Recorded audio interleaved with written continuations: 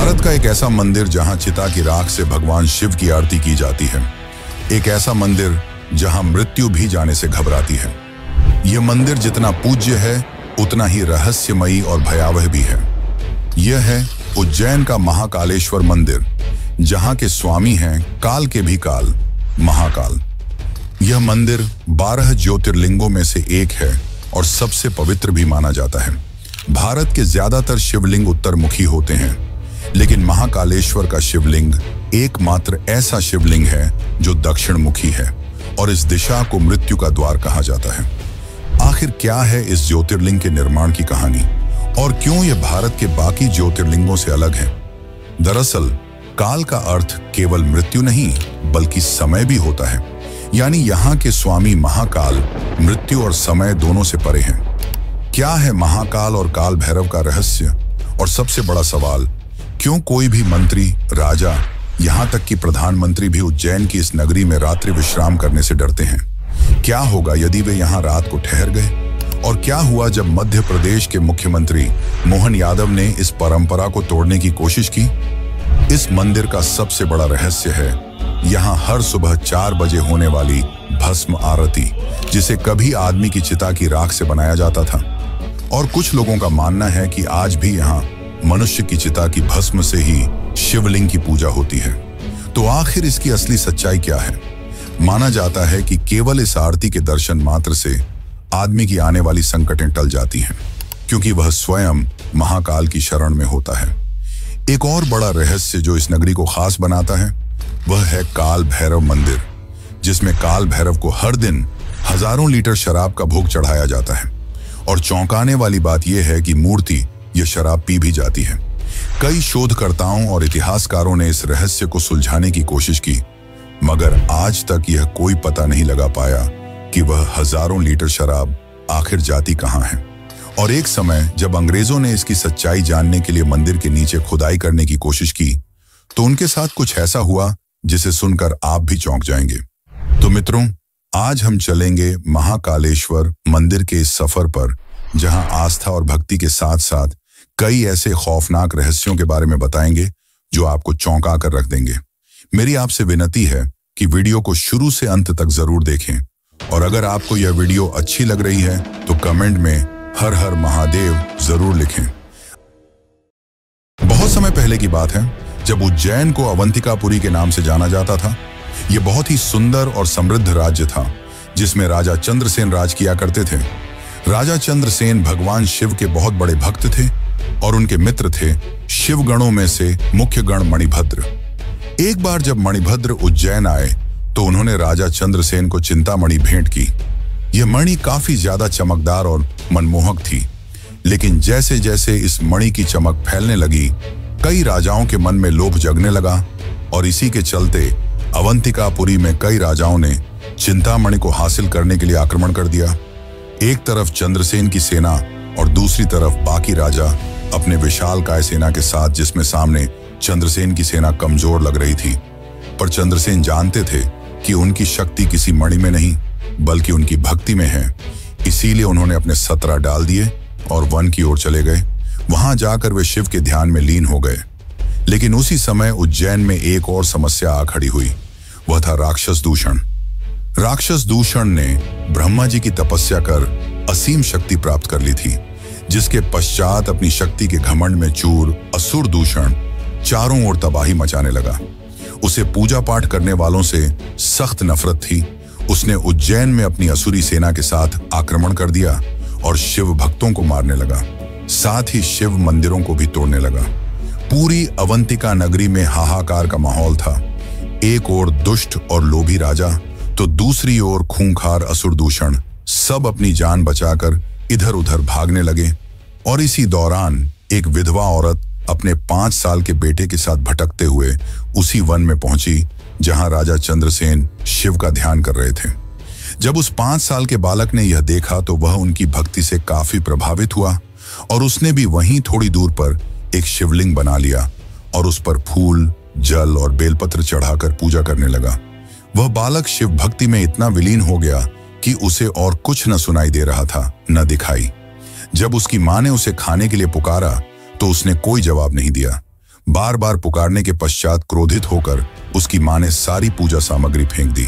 लेकिन तभी बिजली चमकी और घंटियों की आवाज के साथ वहीं पर एक भव्य मंदिर का निर्माण हुआ, जहां स्वयंभू शिवलिंग प्रकट हुए और उस शिवलिंग में वही फूल और बेलपत्र चढ़ा हुआ था जो उस बालक ने चढ़ाए थे। ये सब देखकर उसकी माता चकित रह गई और उन्हें अपनी गलती का एहसास हुआ। जब यह बात राजा चंद्रसेन को पता चली तो वे दौड़े दौड़े वहां जा पहुंचे और उनकी आंखों में आंसू थे, क्योंकि उनकी भक्ति आज सफल हो गई। भगवान शिव स्वयं प्रकट हुए थे। लेकिन यह कहानी यहां समाप्त नहीं होती। उज्जैन की धरती असुर दूषण की वजह से कांप रही थी, पर जैसे ही शिवलिंग प्रकट हुआ उससे निकले शिव, और यह शिव का रुद्र रूप था। शिव ने महाकाल का रूप लिया, जो भयानक और अत्यंत ही ज्यादा शक्तिशाली था। उनकी जटाएं लहराने लगी, हाथों में त्रिशूल और आंखों में अग्नि लिए वे दूषण की ओर बढ़े और पल भर में ही दूषण के साथ ही साथ उसकी पूरी असुरी सेना को अग्नि से भस्म कर दिया। इस महासंग्राम के बाद सभी राजा जो मणि की लालसा में थे वे शिवजी के सामने नतमस्तक हो गए, और दूषण के जलने के बाद शिवजी ने उसकी भस्म से अपना श्रृंगार किया, और तब से महाकालेश्वर को भस्म से श्रृंगार किया जाता है और भस्म आरती की जाती है। आज भी यह भस्म आरती हर रोज सुबह 4 बजे की जाती है। माना जाता है कि यह मनुष्य की चिता की राख से की जाती है। वैसे इस भस्म आरती का रहस्य भी काफी चौंकाने वाला है, लेकिन उसको जानने से पहले हम ये जान लेते हैं कि क्यों कोई राजा, मंत्री, यहाँ तक कि प्रधानमंत्री भी यहाँ रात नहीं रुकते, और क्या हुआ जब कुछ मंत्री और एक प्रधानमंत्री ने यहाँ रात गुजारी। तो चलिए जानते हैं उस रहस्य को। और अगर आपको वीडियो पसंद आ रही है तो इसे लाइक जरूर करें और कमेंट में लिखें जय महाकाल। महाकालेश्वर मंदिर केवल भारत में ही नहीं बल्कि पूरे विश्व में प्रसिद्ध है, जिसके कारण दूर दूर से लोग बाबा महाकाल के दर्शन करने आते हैं, और साथ ही बड़े बड़े मंत्री, मुख्यमंत्री, यहाँ तक कि प्रधानमंत्री भी महाकाल के दर्शन करने आते हैं। लेकिन महाकाल के दर्शन के बाद कोई भी नेता यहाँ नहीं रुकता। अगर उन्हें रुकना भी हुआ तो वे उज्जैन के बाहर कहीं रुकते हैं। पर आपने सोचा है ऐसा क्यों? दरअसल जब भी कोई राजा या नेता यहाँ रात बिताता है तो उसकी सत्ता चली जाती है, और ऐसा एक बार नहीं कई बार हुआ है। आपको बता दूं कि भारत के एक प्रधानमंत्री इसका खामियाजा भी भुगत चुके हैं। भारत के चौथे प्रधानमंत्री मोरारजी देसाई यहाँ महाकाल के दरबार में रात रुक गए थे, जिसके अगले ही दिन उनकी सत्ता चली गई और उनकी सरकार गिर गई। फिर इसके बाद कर्नाटक के मुख्यमंत्री येदियुरप्पा ने भी यहाँ रात बिताई, जिसके बाद 20 दिनों के अंदर ही उन्हें भी अपने पद से इस्तीफा देना पड़ा। ऐसे और भी कई घटनाएं हैं जो महाकाल के दरबार से जुड़ी हैं। पर क्या आपने सोचा है कि आखिर ऐसा क्यों होता है? दरअसल माना जाता है कि बाबा महाकाल ही यहाँ के राजा हैं और उनसे ऊपर कोई नहीं। ऐसे में उनके दरबार में एक साथ 2 राजा नहीं रुक सकते, जिसके चलते राजाओं और नेताओं की सत्ता चली जाती है, जिसके चलते कोई भी नेता यहाँ रात्रि विश्राम नहीं करता। कुछ समय पहले प्रधानमंत्री नरेंद्र मोदी भी यहाँ बाबा महाकाल के दर्शन करने गए थे और उन्होंने भी यहाँ रात नहीं बिताई। पर चौंकाने वाली घटना तब हुई जब 16 दिसंबर 2023 को मध्य प्रदेश के मुख्यमंत्री मोहन यादव ने यहाँ रात बिताई। उन्होंने कहा कि मैं महाकाल का बेटा हूं, इसलिए यहाँ रुक सकता हूं। महाकाल तो पूरे ब्रह्मांड के स्वामी हैं, इसीलिए उनके नगर में रुकने में कोई आपत्ति नहीं होनी चाहिए। जिसके पश्चात वे वहां रात रुके और एक नई सोच को प्रस्तुत किया। चलिए अब हम यहाँ होने वाली भस्म आरती के बारे में जानते हैं। दोस्तों, ज्यादातर मंदिरों में भगवान की पूजा दीप जलाकर की जाती है, पर महाकालेश्वर मंदिर में यह आरती भस्म से होती है। भस्म किसी भी इंसान या वस्तु का आखिरी रूप होता है, यानी कि जलने के बाद बचने वाली राख। पुराने समय में यह आरती इंसान की देह की पहली चिता की राख से की जाती थी, लेकिन कुछ कारणों की वजह से इसे बंद कर दिया गया और आज के समय में यह भस्म आरती कपिला, गाय के गोबर, पीपल, बड़, शमी और अम्लतास की राख से बनी हुई भस्म से की जाती है। हर दिन सुबह 4 बजे यह भस्म आरती होती है, जिसे देखने दूर दूर से लाखों श्रद्धालु हर रोज यहाँ आते हैं। यहाँ के पुजारी मंत्रोच्चारण के साथ बड़े ही भव्य तरीके से यहाँ की आरती को करते हैं।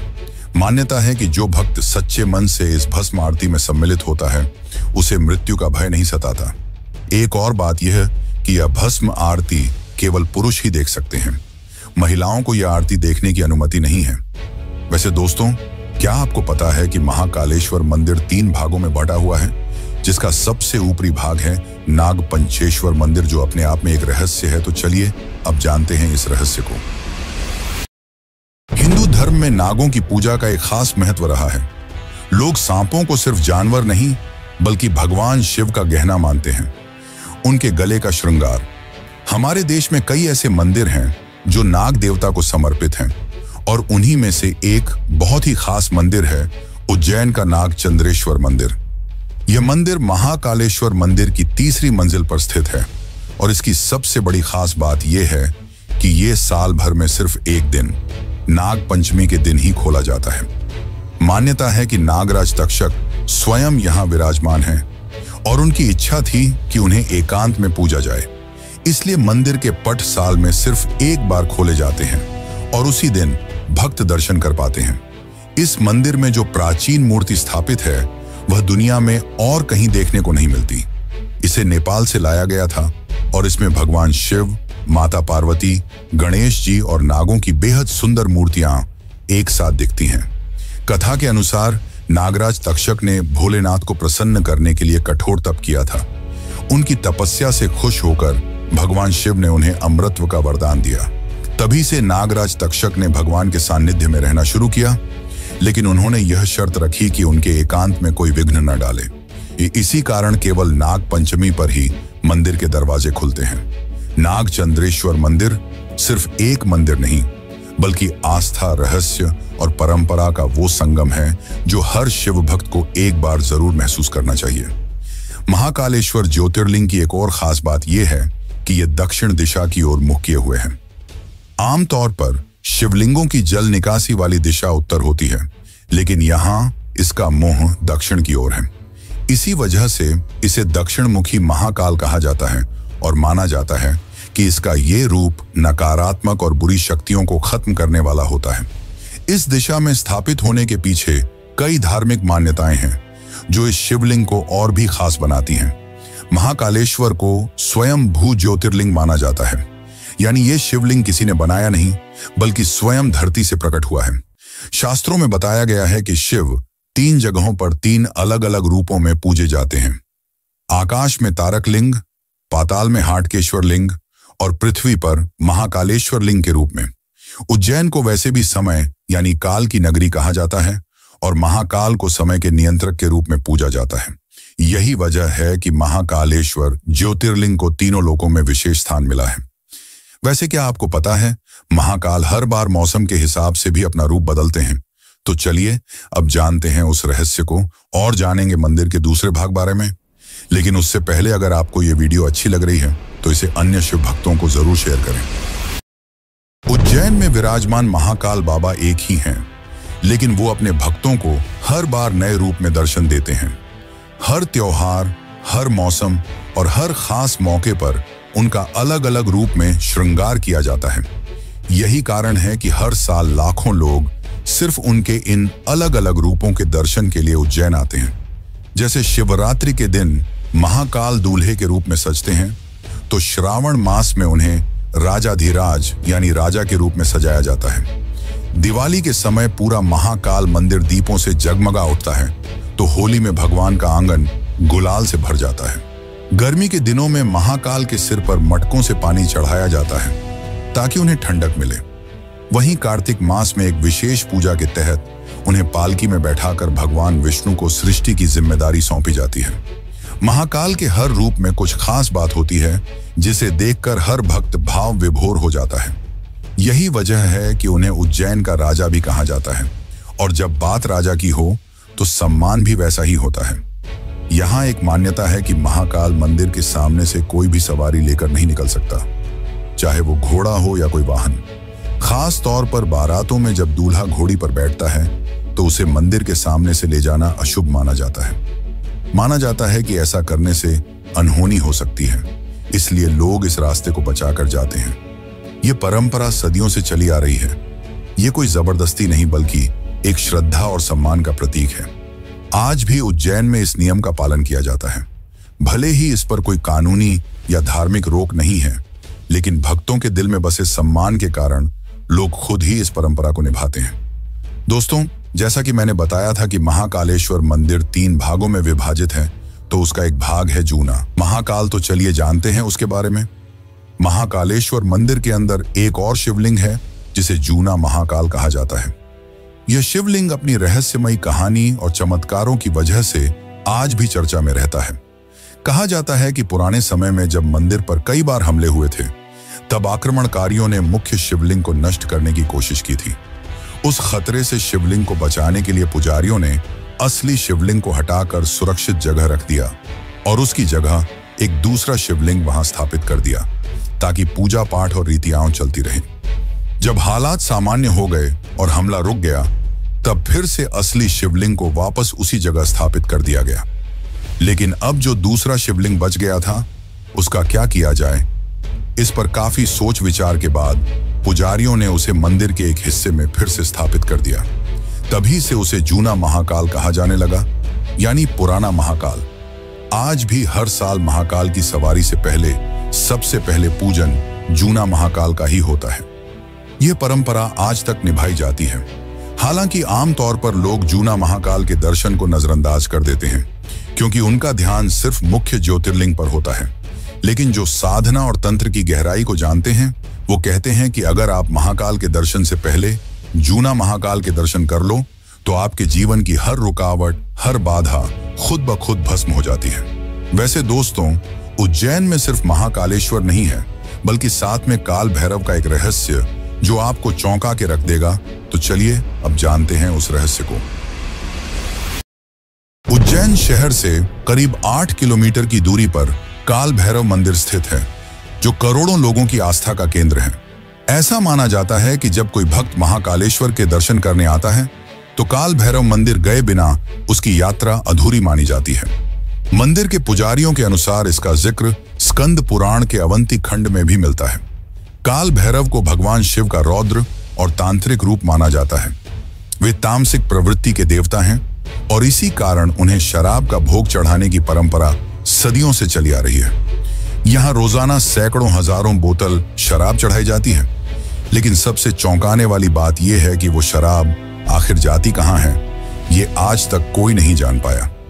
पुजारी जब शराब से भरा कटोरा मूर्ति के पास रखते हैं, तो देखते ही देखते शराब मूर्ति के होंठों से गायब हो जाती है, मानो भगवान खुद पी रहे हों। न मूर्ति में कोई छेद है, न कोई पाइप, न कोई सुराख, लेकिन फिर भी शराब खत्म हो जाती है। ब्रिटिश शासन के दौरान कैप्टन हंटर नाम के एक अंग्रेज अफसर ने इसे धोखा समझकर मंदिर की खुदाई और मूर्ति को तोड़ने की कोशिश की, लेकिन उसके हाथ कुछ भी नहीं लगा और कुछ ही दिनों में उसकी रहस्यमयी मौत हो गई। बाद में कई वैज्ञानिकों, पत्रकारों और विदेशी डॉक्यूमेंट्री टीमों ने भी इस रहस्य को समझने की कोशिश की। स्कैनिंग मशीनों, HD कैमरों और माइक्रोफोन तक लगाए गए, पर कोई सुराग नहीं मिला। शराब मूर्ति के पास गई और गायब हो गई। एक ब्रिटिश टीम ने इसे एक case of collective divine evolution कहा, यानी आस्था और चमत्कार का अद्भुत संगम। कुछ भारतीय वैज्ञानिकों और विक्रम विश्वविद्यालय की टीमों ने भी जांच की, लेकिन हर बार उन्हें खाली हाथ लौटना पड़ा। इतना ही नहीं, एक बार जब औरंगजेब के सैनिक मंदिर को तोड़ने आए, तो अचानक वहां कुत्तों का झुंड प्रकट हुआ और सैनिकों पर टूट पड़ा। सैनिक पागल होने लगे, एक दूसरे को मारने और काटने लगे। हालात ऐसे हो गए कि औरंगजेब को खुद अपने सैनिकों को मरवाना पड़ा और डर के कारण वह मंदिर को तोड़े बिना ही लौट गया। तो सवाल यह है, क्या यह सिर्फ एक मंदिर है? क्या यह सिर्फ एक परंपरा है? या फिर यहां कोई ऐसी शक्ति है जिसे हम आज तक समझ नहीं पाए? और यही वो सवाल है जिसका जवाब हम अगली वीडियो में तलाशने वाले हैं, क्योंकि अगली बार हम आपको ले चलेंगे काल भैरव मंदिर की रहस्यमयी गलियों में, जहां सिर्फ आस्था नहीं बल्कि भय, तंत्र और अलौकिक ऊर्जा का खेल चलता है। तो जुड़े रहिए, क्योंकि अगली डॉक्यूमेंट्री में भैरव की गूंज आपको भीतर तक झकझोर देगी।